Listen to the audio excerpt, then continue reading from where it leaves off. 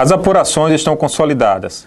Carlos Eduardo foi eleito prefeito de Natal com 214.687 votos. Hermano Moraes teve 153.522 votos.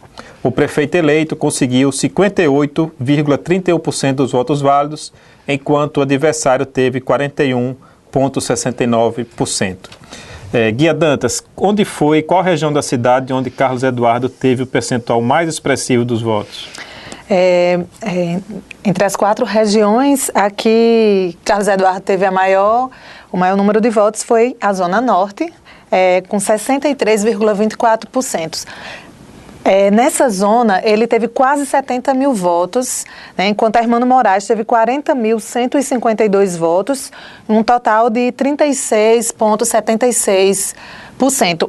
Vale ressaltar que Carlos Eduardo ele venceu em todas as regiões, né, embora com um percentual mais apertado, em relação ao que ocorreu na Zona Norte. Outro dado importante é o que diz respeito à abstenção. Foram quase 20% dos eleitores não compareceram nas urnas hoje para participar da votação. Isso, mais precisamente 19,44% dos eleitores natalenses optaram ou não estavam na cidade, mas o fato é que não foram às urnas, né? E também 9,46% votaram nulo e 3,71% optaram pelo voto em branco, né? O total de 32%, quase 33%. Isso mostra que o eleitor está no mínimo descrente, né?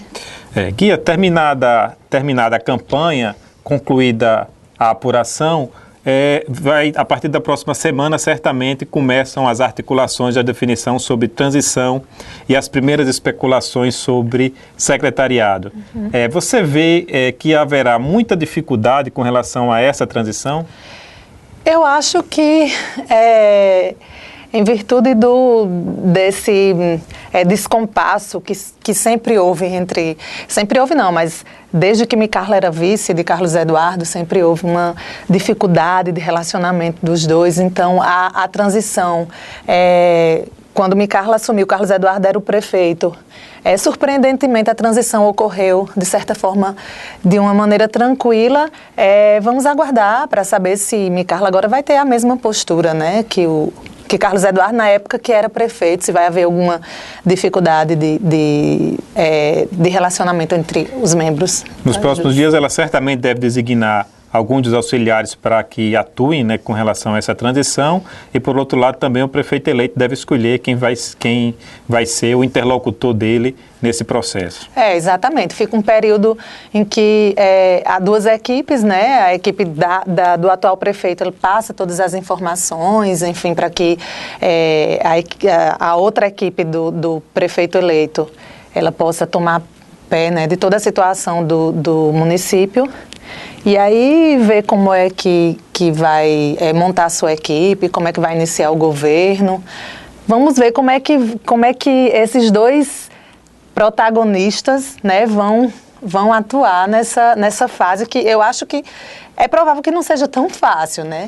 Talvez a solução com relação às 2 partes seja fazer opções de auxiliares mais técnicos, né? No caso, por exemplo, da prefeita, tem o procurador-geral do município, que é um procurador do estado de carreira. Quer dizer, eu estou citando isso como um exemplo de auxiliar que pode ter um perfil mais técnico e pode ter uma facilidade maior com relação ao diálogo com os representantes do prefeito eleito. Mas outro aspecto também é com relação aos preparativos para o relacionamento do prefeito com a Câmara Municipal. No mandato anterior dele, ele teve muitas dificuldades nessa articulação. E agora a Câmara estará renovada, com alguns vereadores jovens, com a bancada de esquerda mais expressiva, com representantes de partidos como o PSTU e o PSOL. Você acha que isso vai ser ainda mais complicado desta vez? Eu acho que Carlos Eduardo vai precisar... eu acho que vai ter uma equipe de interlocutores aí para fazer essa ponte entre o prefeito e o legislativo. Nós sabemos que que há uma certa dificuldade também, embora a Câmara tenha tido uma renovação expressiva, né? Mas há um certo estremecimento, inclusive a Câmara foi responsável por desaprovar as contas do ex-prefeito e do prefeito eleito, né, agora. Então vamos ver como é que vai se dar esse relacionamento. Eu acho que ele já inicia o governo com a maioria na Câmara, certamente. Tradicionalmente, se o prefeito consegue essa maioria na Câmara, mas na administração anterior, principalmente do meio, a partir do meio para o final da administração, ele teve mais dificuldades. Outro aspecto é o relacionamento com o governo do Estado. A governadora é do DEM, um partido que é adversário do PDT, ou a legenda do prefeito. Você acha que eles vão conseguir superar essa diferença política para ter um relacionamento institucional mais amadurecido? Eu acho que, no mínimo, eles vão tentar isso, né? Porque realmente é uma situação delicada do governo do Estado, uma situação extremamente delicada do município, isso dito pelos próprios representantes desses dois governos, né? Eles admitem essa dificuldade, essa situação, e tem muitos projetos, muitas iniciativas que são feitas por esses dois executivos, o estadual e o municipal. Então tem que ter...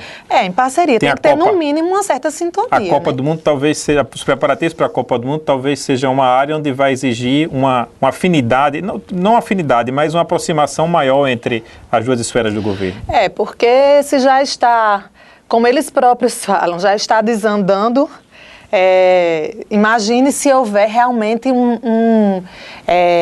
uma divergência tão grande que inviabilize qualquer tipo de parceria, de sintonia entre esses dois poderes. Eu acho que isso é improvável de acontecer, apesar de que Carlos Eduardo e Rosalba são adversários declarados, né, no campo político. E nos próximos dias, na Tribuna Online, na versão impressa da Tribuna do Norte, estaremos acompanhando e noticiando todos os detalhes sobre a transição e os preparativos para a próxima administração.